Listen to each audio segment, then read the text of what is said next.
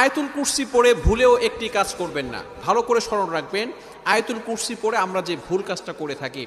আয়াতুল কুরসি হচ্ছে পবিত্র কোরআনুল কারীমের ভিতরে সর্বশ্রেষ্ঠ আয়াত হচ্ছে আয়াতুল কুরসি। আল্লাহু লা ইলাহা ইল্লাহু আল হাইয়ুল কাইয়্যুম।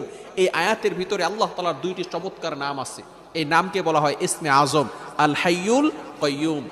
আল হাইয়ুল কাইয়্যুম যদি কারো দোয়া কবুল না হয়, আপনি যদি ইয়া হাইয়ু ইয়া কাইয়্যুম আল্লাহ তাআলার এই দুইটি নাম চমৎকার ইসমে আজম দুইটি নাম পড়ে 3 বার পড়ে যদি আপনি দোয়া করেন, আল্লাহ তাআলা আপনার দোয়া কবুল করে নেবেন।